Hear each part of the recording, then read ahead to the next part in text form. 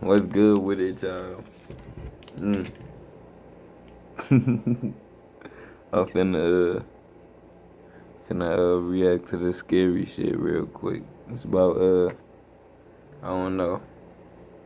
It say 3 true 7-Eleven stories animated. I don't know why it's about 7-Eleven, but shit. They say they be open all the time. You know, we gonna go on here, check into them people, see what they got going on. But finna roll up real quick. We gonna watch that first. Let's get to the first. Y'all know what it is. It's on GMG, on 4 Grade, on Slime. Hey, I got the best edits in the world on God. On me. Stop playing with me. Alright, man. Here we go. We go to first story with motherfucking I am Scary Tales. This shit better not, disturb my motherfucking sleep. We gonna get it going though. Last winter, my brother and I went to a small cabin owned by our uncle in the mountain valley. We drove for 3 hours to reach the place. The area was so stranded that the closest hotel was 70 kilometers away, but we were young and wanted to stay close to nature. My brother and I are both trained skiers, so upon reaching, all we wanted to do was go skiing in the thick white snow. We honked our horns and got down of the car. A teenage boy, about 15 to 16 years old, came out running from the cabin. He was very young and had a smile on his face. His eyes looked sleepy though, like he was tired. He took our luggage and showed us the way in. My brother and I entered the cabin. It was a small, common cabin in the woods. There was a fireplace in the room, and in the corner was wood piled up for it. "It gets really cold at night," the boy said in a calm voice. My brother told him that we were going skiing, so he nodded his head. We got dressed in our skiing clothes, took our equipment, and started gliding down the woods. All the trees were bare, robbed straight out of their leaves. We got dressed in our skiing clothes. My brother told him that we were going skiing, so it would be good if he could prepare dinner for us. The boy smiled and nodded his head. We got dressed in our skiing clothes, took our equipment, and started gliding down the woods. All the trees were bare, robbed straight out of their leaves. The white snow was sparkling as the sun's rays fell on them. We were going slow because the wind was really cold, and we were halfway in the woods when the snowfall began. "Let's take a break, then we'll head back," I said to my brother. He agreed, and we grabbed our skis and poles and started walking to this big tree buried in snow. Suddenly, we heard a sound, almost like a small grunt, and we stopped. Next to that tree stood a man. He was looking up at the sky. The snowflakes were falling on his face. We could only see his long neck and pointy shoulders. He didn't move. I looked at my brother. Both of us were feeling a little freaked out. The man was behaving so weirdly. I gestured to my brother to slowly step back without disturbing him and go back to our cabins fast. We took 3 steps back when I accidentally stepped on a twig. It crunched and the man looked down at us. His eyes were glowing like a wolf. There was blood smeared all over his mouth. That's when for the first time I noticed his right hand. He was clenching a dead rabbit. Its stomach was ripped open and its entrails hanging out. The man wiped the blood off his face with his other hand, and he smiled ear to ear. I heard my brother scream, "Stefan, now! Run! Run! Run!" I started running. My brother was behind me. We didn't see if the man followed us. Breathing and panting like a dog, we came back to the cabin. We gotta go back. We slammed the door in. My brother was and wiped the blood off his face with his other hand, and he smiled ear to ear. I heard my brother scream, "Stefan, now! Run! Run! Run!" I started running. My brother was behind me. We didn't see if the man followed us. Breathing and panting like a dog, we came back to the cabin. We slammed the door and double-locked it. The teenage boy realized something was wrong. He came out of the kitchen, and I yelled, "Call the cops now!" Why? What happened, sir? Stefan, there's no network in my phone. I checked my phone as well. My brother was right. The lines are dead here, sir. It's the snow. The boy replied in a calm voice. Did anything happen, sir? He asked. I was going to tell him, but then my brother stopped me. He thought the boy will get scared and leave us there. So, we told him we heard a wild animal in the woods. He kept cooking quietly. After half an hour, when we have calmed down, we felt embarrassed. So we stopped thinking about the man and went to our rooms to freshen up. A few minutes later, when we came out for dinner, suddenly the light went off. A heavy snowstorm had started outside. I could hear the glass windows trembling with the mad wind. Hello? Where are you? What was his name? We never asked his name. My brother and I were looking for the teenage boy, when suddenly we heard footsteps. Someone was outside our cabin. My brother and I slowly turned our heads towards the big window right beside the fireplace, and the lights hit. The man we saw in those woods was outside our living room window, resting his bloody palm on the glass and planting his face on it in a distorted way while staring dead at us. He slowly opened his mouth and started licking the blood smeared around his red tongue. His eyes never blinked, pupils never moved. My voice died down my throat. I was stiff as ice. That's when the boy walked in like he was hiding there all this time. Any problems, sir? It's him. He's the one we saw in the woods. Oh, him? The boy casually walked to the window, put his hand on the glass like he adored this freak, and looked back at us. His face got the same grin this man gave us the first time. He's my dad. There's nothing wrong with him. What? He's sure you don't need to be scared of him. He's harmless once he is done eating. I grabbed the car keys from the wall and pulled my brother's hand and opened the door to run out to our car. We didn't care that we were barefoot.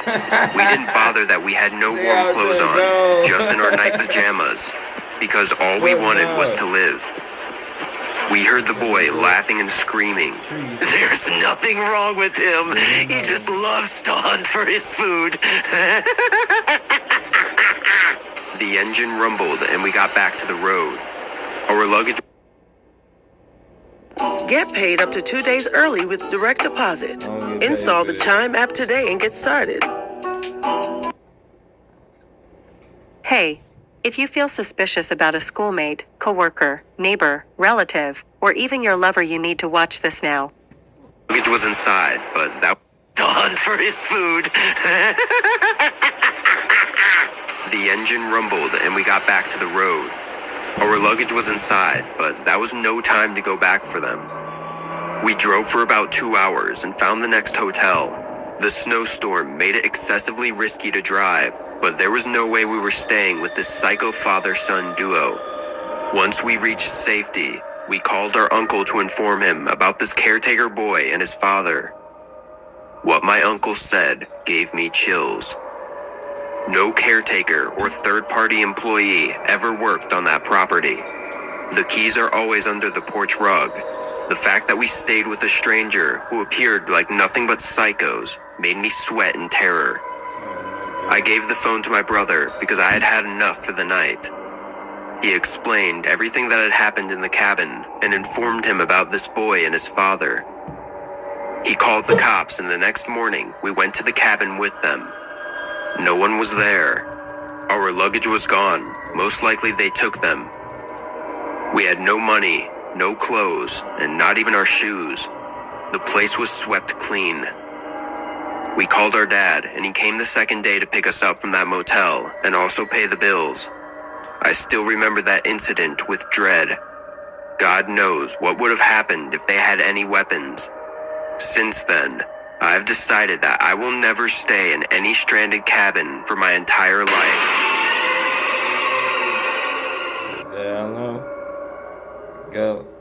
Hey guys, I hope you're enjoying the video. If so, please leave a like.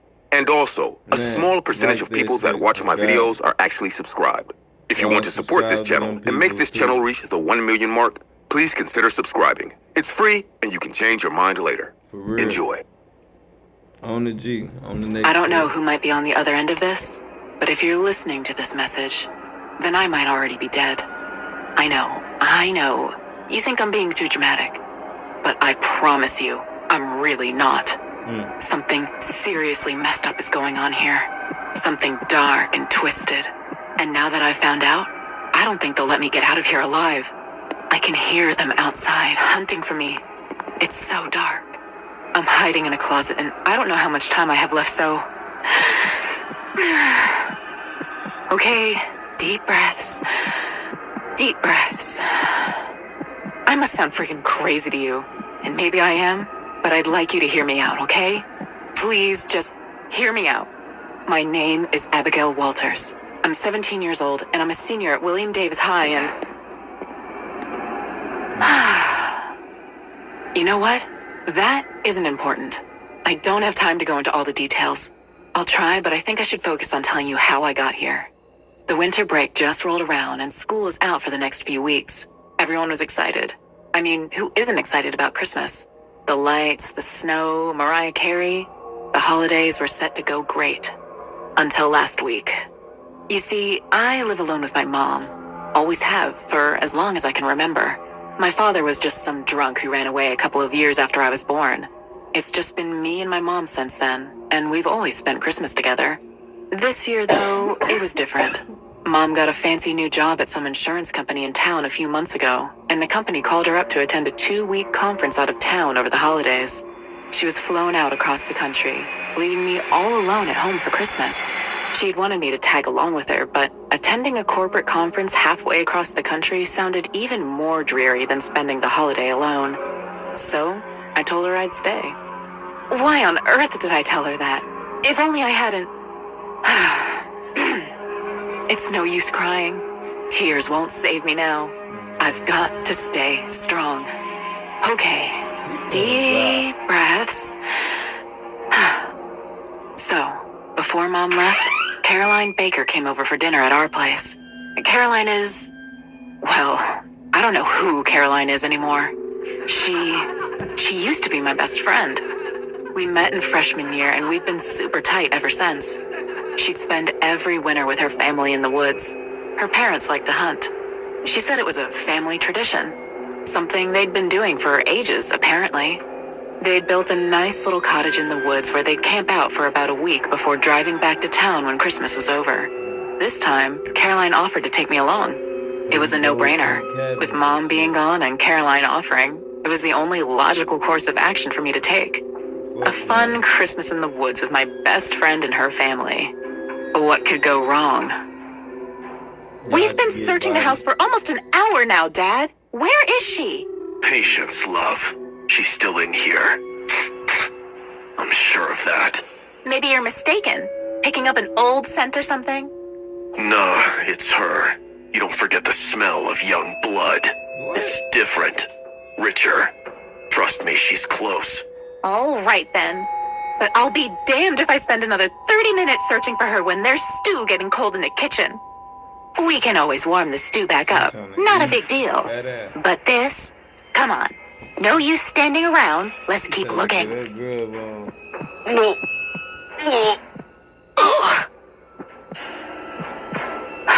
I thought this was the narrator. Whew. That was close. Too close, if I'm being honest. I left home on the night of the 21st. Caroline came to pick me up. We hung out at her house for a couple of hours before her parents got back from work. They were so happy to see me. Looking back now, it felt a bit unnatural. Their excitement was so out of place. Parents don't usually get that excited when their kids' friends come over. But then again, it had been quite a while since I went over to Caroline's place, and so I thought... I don't know what I thought. I remember Mrs. Baker sniffing my hair when she hugged me.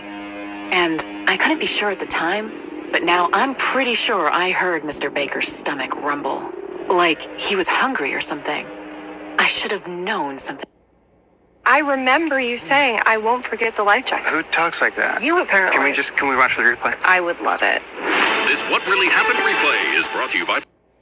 Something was wrong back then. I should have made up some excuse right then and bolted out their front door. But no, I stayed.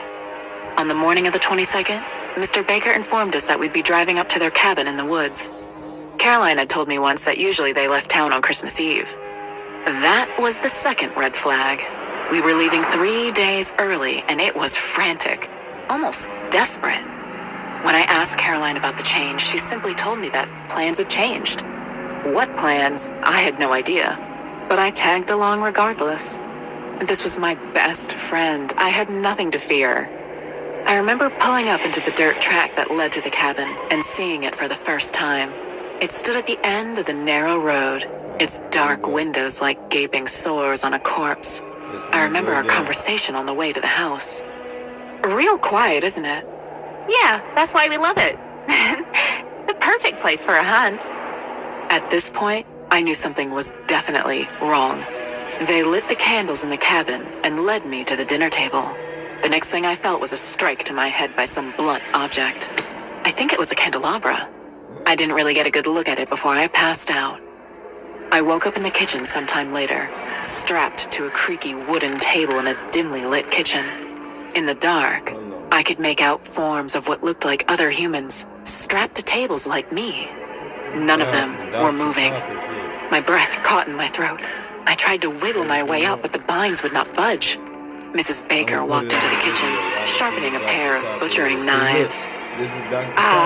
Little Caroline brought us a good one this year, didn't she? We always wanted a taste of you.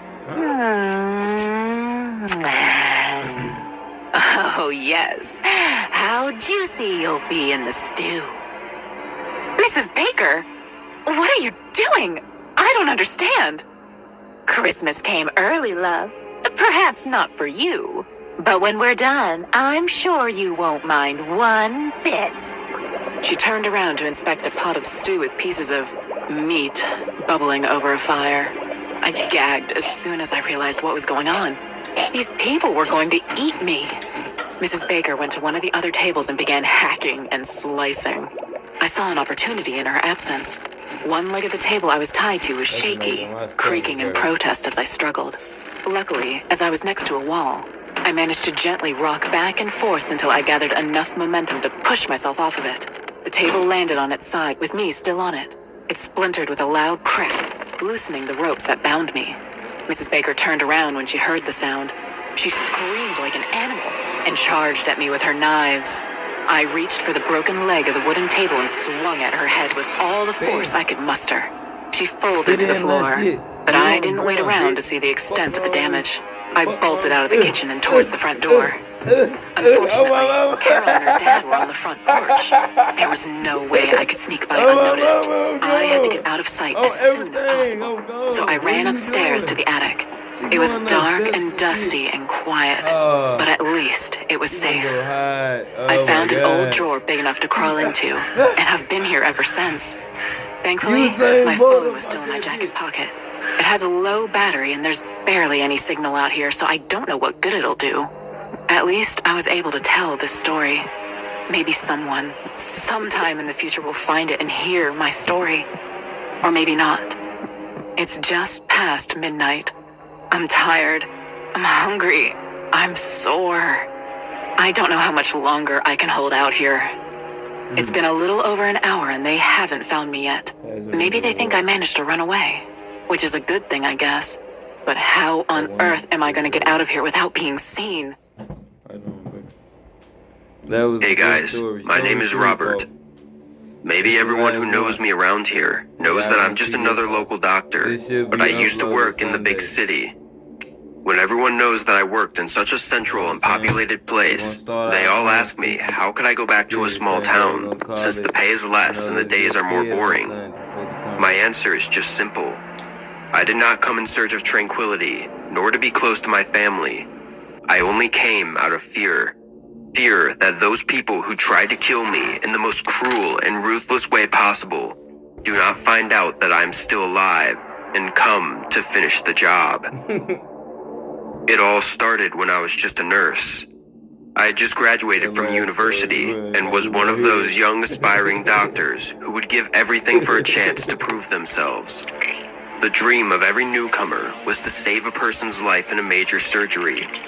But all this doesn't happen until you have more experience. At this point, I was just inspecting medications or taking care of patients in intensive care. Make no mistake, I was happy with this. I knew it was part of the natural progression to being a great doctor, so I did my job to the best of my ability. Someone had to. One day, I was taking care of a patient. I was looking for the medicine to give him, but I noticed that there was no more left, so I had to go to the warehouse to get a new bottle. When I got there, I grabbed the small bottle of liquid and was about to go back, but I noticed something strange. Out of curiosity, I read the bottle and noticed that this medicine had expired more than 5 years ago. Damn. What? It can't be. I grabbed more bottles to inspect them, and they all shared the same oddity. All of them had already expired many years ago. This had to be a mistake. I went to the director's room to inform him of this. Maybe it was a problem with the inventory. I knocked on the door, and from inside, a hurried voice was dispatched. What do you want, Robert? It's not the best moment. Dr. Cole, there's an irregularity with a medication I'd like to show you. Not now, kid. I'm too busy. And he simply left. I was about to go back and ask a doctor what to do, but Dr. Cole's behavior made me very curious. He has always had a calm, relaxed, and charismatic demeanor. Besides, not now, kid? The doctor always treats me very well, and several times he expressed to me that I am one of his favorite nurses. He would never treat me that way. Was there something wrong with him? Maybe he had a serious problem and I could help him. Without him seeing me, I followed him to the parking lot and from there to the back exit door. Dr. Cole walked a few more yards to... Looking for the best music for your videos? Then you should check out Artlist. Freedom! So fresh, so new. Freedom! to a darker area. And the doctor always treats me very well, and several times he expressed to me that I am one of his favorite nurses. He would never treat me that way. Was there something wrong with him? Maybe he had a serious problem and I could help him. Without him seeing me, I followed him to the parking lot and from there to the back exit door. Dr. Cole walked a few more yards to a darker area, an area where I knew some doctors went to smoke during their breaks, but since it was snowing, no one went during this time of year. When he arrived, someone was waiting for the doctor. A strange, tall, muscular man with a mostly covered body seemed to be waiting for him. When the doctor arrived, the man took off his hat and revealed his face. Ashton, so nice to see ya. You're getting later and later. Are you fooling around with a nurse? It's getting harder and harder to get out, Joe. I'm afraid they're keeping a much closer eye on me. They might notice. Did you bring the money? Did you get the drugs? Y'all people how this nigga neck just go. Did you bring the money? He on that. When have I failed you? He got crackhead energy. Joe, I know this man. I saw him on the news recently. This man is a dangerous mobster with an arrest warrant. What business could he have with Dr. Cole? Ooh. In my head, I was putting things together, but when I saw the drugs, I understood everything. Hey, Joe, I got another complaint from some nurse today. He got his hands on your merchandise. I need you to take the job seriously next time and alter the date. You know how long that's gonna take, right? Do it, or it's over for us. We're being discovered. I say when it's over. Do you understand? Sir, look! He's a very curious little animal. Suddenly, a new voice sounded from behind me. My blood froze and my body was paralyzed. It's over. They were talking about me. You a nurse? Both men looked in my direction, and I turned around and saw him. I'm gone. Oh, great. Bring him here. Before I could react and start running, the huge man hit my belly with an extremely strong blow, my God. and I fell down without air, dizzy. He just hit that man By with the something. hair, the man pulled me to the mobster and threw me close to him. Robert? Do you know him? He's a new nurse, has lots of energy and asks too many questions. I'm sure he wants to save the world. Oh, that's so sweet. What were you listening to? Did the wind bring you here, butterfly? I don't know who you are. I just wanted to smoke a cigarette. You sure couldn't find the pack, could ya? I seen you listening for a long time. Is that so? Doctor, what should we do with the child? Don't ask me that question. You're the mafia boss. Do what you do best. Indeed. I guess I am the bad guy, right? Please, don't kill me. I won't say anything. Oh, that changes everything. Did you hear, Vinny? He won't say anything. That's a relief, boss. Joe, can you hurry up? People will start asking questions if we're late. Wow, the doctor doesn't like you, kid. Vinny, get the shovels out. We'll make a snowman. Not understanding what was going on, I watched as the man started digging a hole in the snow while the mobster kicked me all over the body. Crying, I could not react. I could only see the doctor staring at me helplessly as he smoked a cigarette. His gaze pierced my eyes, and that was all I could see. I felt pain, but what hurt me the most was that sideways look, watching my life being extinguished. After a few minutes, my body was so wounded that I couldn't move. The mobster seemed to know this, so he just kicked my body into the snow hole. Laughing and joking, my body began to fill with more and more snow as the man put the snow back in the hole. Minutes passed and everyone was gone. I tried to escape, but I couldn't move. My body was both sore and numb. I was trapped in a coffin of snow, feeling like I was slowly freezing to death. I could no longer breathe, and the snow felt like a gelid fire burning me slowly. At that moment, nothing else made sense. I didn't have to go and complain about the expired medication. I didn't have to follow the doctor. I didn't have to do anything. What was the point of doing the right thing? No one was doing right by me. No one was coming to save me. It was all pain. My eyes slowly closed and I began to see a light. Was I dying? No, that was the light of the sun. As my eyes closed from the brightness of the sun, I saw a familiar face ahead of me. That man was a homeless person whom we let stay in the hospital. Was he hiding, watching everything, waiting to save me? I couldn't ask myself any more questions. I just fell asleep. And when I woke up, I was in a hospital ward I didn't know about. I was approached by a coworker who was in plain clothes, and that's when it hit me. This was not the hospital where I work. The man who rescued me had told him everything. They both thought it was a lie in case Cole asked them, but that never happened. He never asked about me, as I never even existed. When I recovered, I went back to my hometown to live a quiet life. Maybe someday I will denounce Mr. Cole, but even though I know I will be judged, I don't dare to do it for now. I want to enjoy my family and friends. I don't want to die. Man, they just beat his ass. That's all that happened, bro.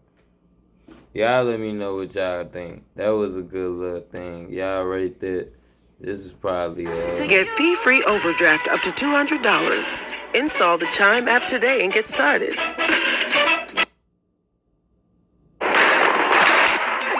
Of wireless Bluetooth headphones down to $259. Why is no one jumping on such a low price? Like I was saying, they always trying to fucking play an ad. We're not finna do that. Like and subscribe if y'all like that. Y'all know what I'm saying. Rate that. This was about a 10. I ain't gonna lie, I get this a 10. Like Corey would have said, I'm gonna get this a 10 for. Cause you know it had me weak as fuck. So y'all go ahead, like, subscribe, comment if y'all want me to do it again. Let's do it. GMG Gameplay.